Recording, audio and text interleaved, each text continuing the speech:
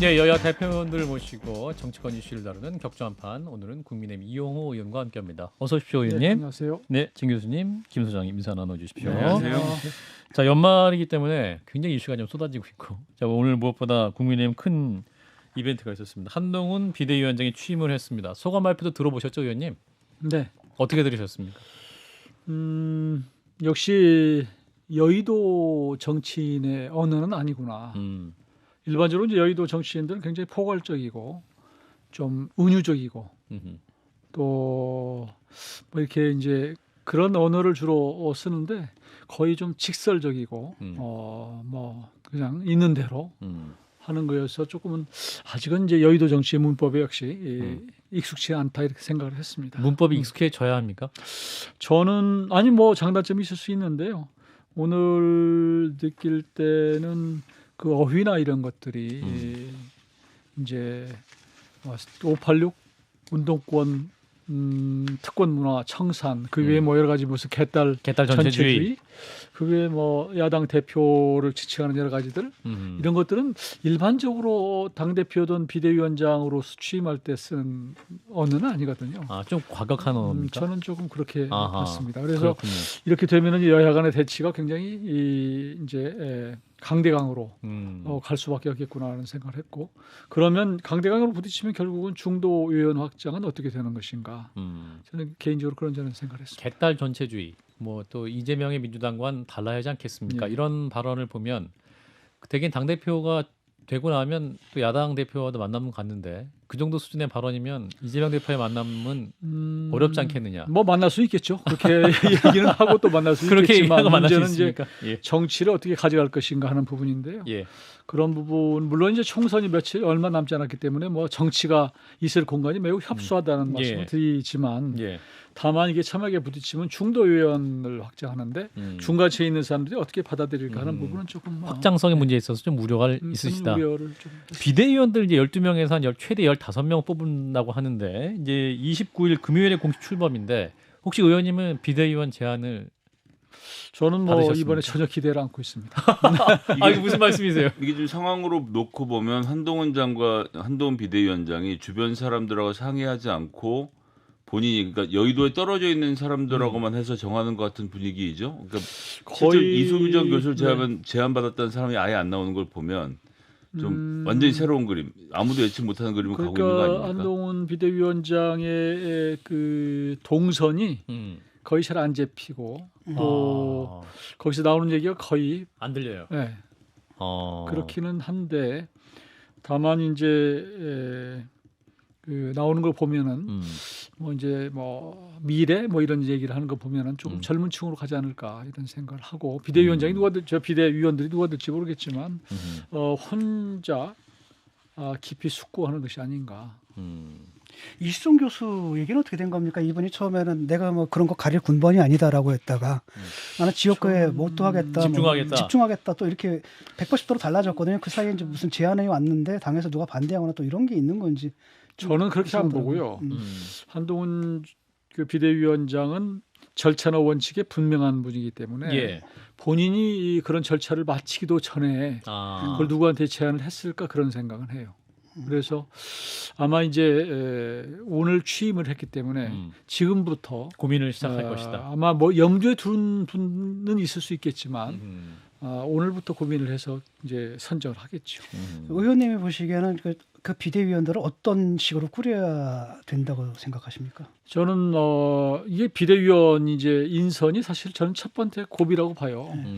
인선 가지고 본인이 정치적 메시지를 내는 것이기 때문에. 예. 근데 우선은 이제 기본적으로 이제 젊은 세대 교체 얘기가 있으니까 젊은 층을 좀 세울 수 있을 것이고 또 하나는 이제 정치 경험이 없기 때문에 그래도 정치를 어느 정도 아는 그래도 그걸 보완할 수 있는 사람이 또 한두 사람 들어갈 수 있는 것이고 하여튼 본인의 취약점 그러니까 또 결국 내년 총선은 수도권에서 이제 승부가 갈리기 때문에 좀 중도 의원을 확장할 수 있는 그런 쪽에 어떤 메시지를 줄 수 있는 그런 인선이 됐으면 좋겠다. 저는 그렇게 생각합니다. 당직도 다 바뀌는 거죠? 임명직, 당직, 사무총장, 기본적으로 대변인 다 당 바뀌는 대표가- 거죠. 예. 네, 다 바뀌는 건데 지금 이제 총선이 얼마 남지 않았잖아요. 그렇죠. 그래서 지금 모든 것을 바꿔서 가서 다시 새로운 그림으로 갈 만큼 시간적 여유가 있느냐. 저는 그렇게 안 보기 때문에 기존 해오던 것을 상당히 유지하면서 좀 외형적인 걸 바꿔가지 않을까. 그래서 저는 뭐 당직의 일부는 유임도 있지 않을까 그렇게 생각합니다. 전면 개편은 아니고. 예. 또 하나는 우리 당의 뭐 인적 자원이라고 하는 것이 너무 풍부하고 이러지 않기 때문에 당직은 일부는 유임될 수 있겠구나. 그렇게 봅니다. 사실 지금 한동훈 비대위원장에 쏠린 관심이 워낙 커서 비대위원으로 누구를 임명하더라도 뭐 사실 결국 포커스는 한동훈 위원장 한 사람에게 몰릴 것 아니냐 이런 좀 얘기도 나오거든요. 혁신이 봐도 인류한 혁신위원장이 모든 스포트라이트를 다 받았지 혁신위원 누구가 한 말 자체가 뭐 주목받는 게 없기 때문에 뭐 그렇게 볼 수도 있겠는데 이제 그 리더로서 충분히 한동훈 효과를 지금 보고 있는 상황이기 때문에 예.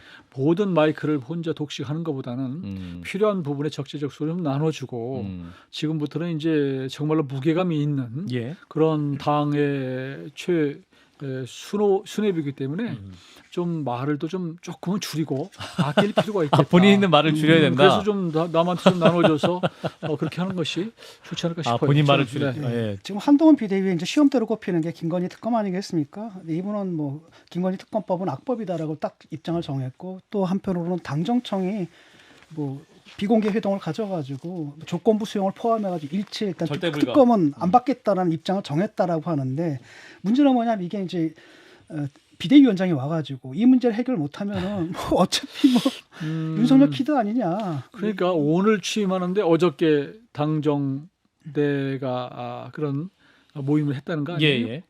그러니까 내일 취임을 하면 원래 그분이 뭔가 할 수 있도록 사실은 그 이후에 하는 게 맞거든요. 그러니까 그렇죠. 사장이 내일 오기로 했는데 전날 인사하는 거나 비슷한 형태가 돼서 예. 이게 정치적으로 어떤 메시지를 갖고 있는가 하는 부분을 저도 생각을 해봤는데 뭐 이게 딱히 이렇게 100%라고 보기는 어렵지만 두 가지 측면이 있을 것 같아요. 하나는 오히려 취임하기 전에 딱 못을 박아서 본인이 여지없게 만들어서 본인의 부담을 덜어주는 것인가 하는 부분이 하나 있을 수 있고.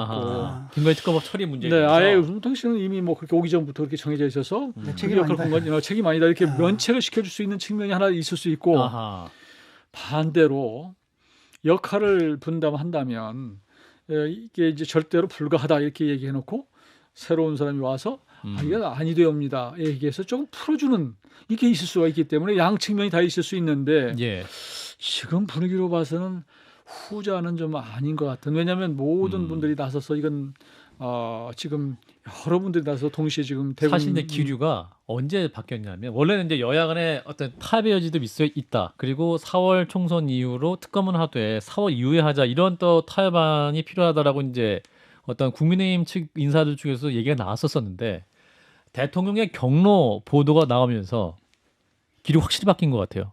맞습니까? 아니 저는 뭐 내부적으로 뭐 실제 경로하셨는지 모르겠는데 예.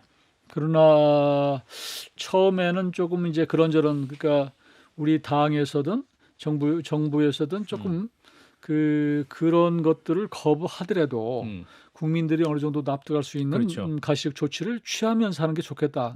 그런 의견 내는 분들이 꽤 있었거든요. 근데 지금은 이제 그것도 퇴로를 막아버린 상황이기 때문에 그렇죠. 그래서 그런 그 사이에 어떤 기류 변화는 있었던 것 같다. 저도 그렇게 생각을 하고요.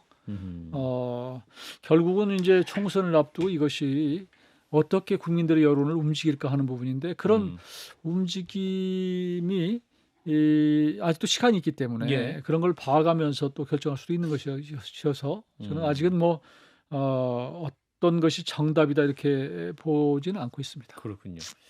자 이제 이르면 내년 초에 지명될 것 같습니다. 공천관리위원장 이 부분도 굉장히 핵심일 것 같습니다. 물론 의원님도 이 부분도 관심이 있으실 것 같은데 이제 법조인 출신으로 한다. 전 검찰총장들이 할 거다. 뭐 이런 또 지라시들이 있기는 하고 실제로 뭐 보도도 나오기도 했고 물망에 오른 분도 있는데 검사 출신, 정치인 출신 여권 관계자들이 직접적으로 발언하고 있는 걸 봐서는 상당히 논의가 진척된 걸로 보이던데 어느 분이 그렇게 얘기하는가요? 저는 그것이 초문인데 중앙일보에서 인터뷰를 그렇게 땄더라고요. 여권 관계자 발로해서. 저도 내부적으로 그래도 이제 의원들이 굉장히 민감하게 생각하는 게 이제 공관위원장이거든요. 공천관리위원장. 그게 이제 그렇죠. 본인의 미래와도 연관이 네, 있고 그럼요. 공천과 연관이 있고. 근데 저도 이렇게 들어보면 아직까지 잡히는 건 없는 것 같아요. 사실은. 그래요.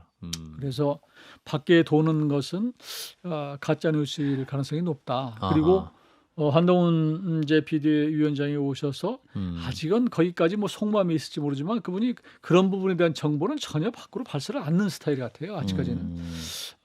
그래서 지금 놔두는 얘기는 없다라는 생각이 저는. 그러니까 뭐 지금 언론에 거론된 인물은 김병준 전 비대위원장, 안대희 전 대법관, 김한길 또 위원장, 통합위원장, 인류한 혁신위원장, 김황식 전 국무총리 이런 분들 좀 한 5분 정도인 것 같아요. 그런 분은 늘 거론되는 상시로 나오는 상비군입니까? 예, 그런데 이분 외에 또 다른 분이 될 수도 있다. 뭐 다른 분이 될 수도 있겠죠. 그러니까 이제 그게 공관위원장이 모든 전권을 갖고 하는 공관위원장인지 아니면 이미 그림이 그려진 상태에서 그냥 얼굴 마담을 할 것인지. 얼굴 마담 공관위원장도 가능합니까? 공관위원장이라고 하는 게 어차피 자료를 갖고 충분히 하는 것이고 어차피 이제 당의 비대위원장이나 이런 분들과도 충분히 소통을 해서 데이터를 갖고 한다면 뭐 그리고 이미 상당 부분 사실 밑그림은 그려진 상태라고 저는 보여져요. 이미 그런 상태에서 300개 지역구 그러니까 이제 지역구 140개 뭐 다는 아니지만 147개. 큰 그림은 밑그림은 그려져 있다. 그러면 이제 그것을 와서 실행하는 입장이기 때문에 처음부터 뭐 그분이 뭐 모든 것을 새로 해서 본인의 뜻대로 하는 구조는 아니기 때문에 그런 경우에는 뭐 그런 걸 잘 수용해서 잘 조정하고 그럴 수 있는 역량만 있으면 되는 것이지 마치 뭐 본인이 칼을 휘두르는 뭐 그런 사람이 안 올 수도 있는 거예요. 저는 그렇게 봅니다. 이준석 전 대표가 탈당하기로 예정한 날이 바로 내일인데요. 27일. 사실 하루 만에 무슨 변수가 생길까요? 저는 포함해서 여쭤보고 싶은 게 당내에서 뭔가 좀 같이 움직일 것 같다 이런 흐름들이 이준석 대표의 탈당과 보입니까? 함께? 저는 지금은 그런 움직임을 못 느껴요. 사실 어저께 그저께 이준석 전 대표가 전화를 저한테 했었는데 마지막 고별 인사라고 성탄절 연휴 때 마음이 좀 짠하더라고요. 그래서 이렇게 당내 인사가 서로 흩어지는 것이 참 가슴 아픈 일이다 이렇게 생각을 했는데 내일 뭐 기자회견 장소까지 지금 정해진 노원구의 갈빗집. 그래서 일단은 우리가 또 우리 당내에서 이준석 전 대표를 잡기 위해서 뭔가 제스처를 취하는 상황도 아니기여서 일단 갈 길을 갈 수밖에 없는 그런 시점이 된 것 같고요. 또 같이 했던 몇몇 분들도 내일은 탈당을 안 할 걸로 저는 알고 있습니다. 그러니까 이제 그 중에서 한 분은 뭐 이미 자기는 탈당 안 한다고 얘기를 했고, 김용태 전 최고위원. 다른 분들도 제가 듣기는 동시에 탈당은 않고 내일은 우선 이준석 전 대표만 탈당을 하고 그분이 이제 어차피 주요 돼야 되기 때문에 나머지 분들은 좀 상황을 봐가면서 순차적으로 하는 그런 쪽으로. 이준석 전 대표가 의원님과 통화할 때 뭐라고 말씀하시던가요? 그동안 제가 혹은 이제 입당을 한 것이 지난 대선의 한 복판에서 들어왔고 당시에 윤석열 대통령 후보께서 저를 몇 차례 말씀을 주셔서 이제 입당을 했지만 그 당시에 당 대표잖아요, 이준석 전 대표가. 그러면서 이제 이 대표는 당시에 대표 때 입당을 했는데 그동안 좀 챙기지 못해서 죄송스러운 마음도 있다 이렇게 얘기를 하더라고요. 그렇군요. 의원님도 좀 짠하셨겠습니다. 아니 어차피 그 서로 그런 게 같이 한솥밥을 먹던 사람이 또 지금 엄동설은 아니에요. 정말로 추운 겨울에 홀로 나간다고 하는 게 그걸 보고 가슴 아프지 않은 것은 사실은 일반적인 감성은 아니죠. 저는 뭐 그런 마음이 들었고요. 그래 저도 어쨌거나 구성원들하고의 사이가 나빠서 갈라진다기보다는 뭐 일시적인 이별 가능성도 좀 보십니까? 저는 그 정치라고 하는 것이 늘 예측 가능한 대로만 가면 그게 정치가 아니죠. 정치력이 무슨 소용이 있어요. 그리고 그건 감동이 없는 것이거든요. 그래서 저는 지금 이준석 신당이 가서 어떻게 이제 꾸려질지는 모르지만 아직도 총선까지는 꽤 긴 시간이 남아 있기 때문에 필요하면 전략적 제휴도 할 수 있는 것이고 또 필요하면 또 재통합도 할 수 있는 것이기 때문에 그런 정도의 정치력을 우리 당도 가지고 이준석 전 대표도 마찬가지로 그런 생각을 해야 된다 이렇게 봅니다. 아하, 내일 탈당은 하지만 그래도 총선 기간에 다시 또 끌어안을 수 있는 수준으로까지 어떠한 극적인 정치에 대한 고민도 해야 된다는 말씀이네요. 그런 정치력이 있어야죠. 정치적 그래야지 그런 국민들도 정치력이 감동을 있어야 하는 거고 아하. 외부에서 뭐 늘 영입한다고 뭐 저 검증 안 된 사람 모셔오는 것보다는 인정이 있었던 파고. 사람 충분히 정말로 어려운 시기를 같이 했던 분들 아니겠어요. 그러니까 그런 분들 그런 정도를 넘어설 수 있는 정치력이 있으면 좋겠다는 생각이고 그건 원론적인 얘기예요. 원론적인 얘기다. 네. 자, 민주당 얘기로 넘어가 보겠습니다. 자, 더불어민주당도 지금 이제 오늘 이낙연, 정세균 두 전직 총리가 만남을 가졌고 또 이제 여기에 덧붙여서 김부겸 전 총리까지 세 분이 함께 만나는 모임도 가능하다 이런 말까지 나왔습니다. 이낙연 전 대표는 이제 연말까지 시간을 주겠다는 메시지인데 어떻게 될 거라고 보세요? 저는 뭐 세 분이 만나가지고 우리가 모의를 해서 뭐 신당을 만들자 그럴 것 같지는 않고 뭐 그럴 분들도 아니고 제가 보니까 삼총리 연대설은 예, 이낙연 지금 전 대표가 신당을 만들겠다가 띄워놓기는 했는데 큰 새가 붙지는 않는 것 같아요, 솔직히. 그게 신당이 되려면 우선 명분이 있어야 되고 명분은 저는 어느 정도 있다고 봐요. 지금 이재명 지금 대표 정당이 이재명이 민주당이다. 저는 그렇게 봐요. 그런 측면에서 명분은 있을 수 있다. 그런데 문제는 이 지역적 기반이 약해요. 그러니까 그분이 전남인데도 불구하고 전남이나 전북에서 호남에서 전혀 지지 기반이 없어서 이런 부분 또 주변에 어떤 인적으로 같이 하겠다는 분들이 좀 적고 이런 측면에 있어서는 조금 동력이 약해져 있어서 그러나 본인도 여기에 이제 그 정도 그 무게감 있는 분이 던져놓은 발언이 있기 때문에 어느 정도의 만일 회군을 한다면 거기에 걸맞는 조치가 민주당에서 나와야 되겠죠. 그래서 그걸 만들기 위해서 저는 김부겸 전 총리나 정세균 전 총리가 같이 움직이고 있는 것이다. 그 명분을 만들기 위해서 그런 명분이 적절하게 만들어진다면 또 그 이제 신당은 뭐 멈출 것이고 또 다만 또 한 가지는 제가 보기에는 그 원칙과 상식이라는 분들의 이 반발이나 여러 가지들이 비명계 내분 굉장히 약해요. 제가 보기에는 정말로 뭔가 나갈 것처럼 행동으로 실제로 나갈 정도로 해야 되는데 점점 약해지는 것이 아닌가 그래서 여기 각계격파가 좀 당했나 이런 생각이 들어서 어떤 걸 당했는데 각계 전투, 각계격파 그 네 명이 또다시 분열되고 있다. 그 네 명도 그런 정도의 저기를 지금 하고 있는 것인지 그래서 지금 움직이는 걸로 봐서는 아직은 이낙연 신당이 동료를 갖고 딱 지금 뭔가 새로운 모습으로 나타나기에는 조금 약한 모습이에요.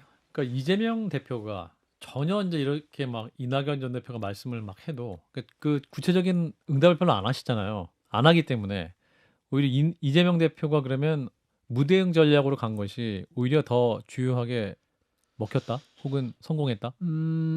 이제 이재명 대표로 봐서는 거기가 이낙연 전 대표의 세가 어느 정도 붙었으면은 그냥 무대응으로 할 수가 없겠죠. 근데 어느 정도는 뭐 그 정도의 동력을 안 갖다고 생각을 했을 것이고 다만 이제 지금 우리 이쪽에 한동훈 비대위가 떴기 때문에 이재명 대표 얼굴로 계속 갈 것인가 하는 부분은 저는 회의적으로 봅니다. 민주당이 그래서 본인이 공천에 어느 정도의 윤곽을 잡아놓고 공관위원장도 띄워놓으면 이번 주인가 뭐 한다는 거 아닙니까? 그렇게 되면 저는 일단 이 선으로 적절한 기회에 저는 빠지리라고 저는. 근데 이제 반대편에서 보면 이재명 대표가 이제 김부겸 총리에게 공동선대위원장 제안을 했고 28일에 정세균 총리를 만나서도 같은 말씀을 해서 뭐 일부 언론에서는 삼각편대 얘기도 나오고 있는데 그럼 지금 말씀하신 이선 후퇴하고는 조금 그림이 다르지 않을까요? 그 삼각편대를 해서 그 자체로만 가지고 이낙연 전 대표가 받기는 좀 명분이 약하죠. 그리고 그냥 그 세 분이 정말로 그런 측면에서는 그냥 얼굴마다 하겠다는 건데 처음에 칼을 빼들었던 이낙연 전 대표가 그런 정도 가지고 다시 아무 일도 없었던 것처럼 들어가는 것은 그 모양이 좀 구기는 것이죠. 누구라고 말씀 못 드리겠지만 얼굴이면 안 하겠다는 분도 계시는 것 같긴 하던데요. 네? 그러니까 그 총리님 중에 좀 적극적인 의사를 표명하신 분들도 계시는 걸로 들어서. 그러니까 결국은 이제 총선 앞두고 얼굴은 이제 명분이고 실리를 챙기려고 들 거예요. 제가 보기에는. 예. 그래서 결국은 어느 정도의 공천권을 확보해주고 계보들이 있는 분이거든요. 정세균 총리도 마찬가지고 이낙연 전 대표도 마찬가지고 이분들에게 어느 정도를 그런 정도의 실리를 주고 모양을 갖춰줄 것이냐 예. 이런 부분에 대한 물밑 얘기가 오간다고 봐야 되겠죠. 예. 자, 28일에 이제 김건희 특검법 처리 그리고 김홍일 방통위원장 후보자 역시 또 특수부 검사 출신인데 이분이 또 거의 임명되는 수순으로 가는 것으로 보이고 그러면 지금 이제 특검법에 대한 거부권 행사가 대통령이 쉽게 할 수 있을 것이냐 이 부분인데 의원님은 어떻게 판단하십니까? 저는 뭐 망설이지 않고 거부권 행사할 거라고 봐요. 망설이지 않을 것이다. 지금 아하. 오늘 한동훈 비대위원장도 말씀하신 거 보면 사실은 뭐 수평적 관계 무슨 뭐 이게 당정 관계 여러 가지 재정립 얘기에 대해서 당은 당이 할 일을 하고 또 대통령실은 대통령실이 할 일을 하고 내각은 내각이 할 일을 하면 된다라는 거거든요. 예. 이쪽에서는 뭐 우리 저 당에서는 뭐 이쪽에서 뭐 이게 특검법이 보면 그냥 부결 시키면 되고 그걸 받아서 대통령실에서 알아서 부결하면 거기에 대해서 뭐 거부권 행사하면 되지 이걸 가지고 뭐 무슨 내고라고 이러 안 해도 된다는 것이거든요. 그래서 예. 그 어간의 행간에 들리는 걸로 봐서는 우리 할 일을 그냥 하겠다라는 걸로 보여져요. 그렇군요. 그렇다면 거부권 행사는 거의 확실하다. 저는 뭐 지금까지로 봐서 알겠습니다. 그렇게 봅니다. 자, 격전판 오늘 함께 하신 분 국민의힘 이용호 의원이었습니다. 고맙습니다, 의원님. 네, 고맙습니다. 좋아요. 구독. 알림 설정.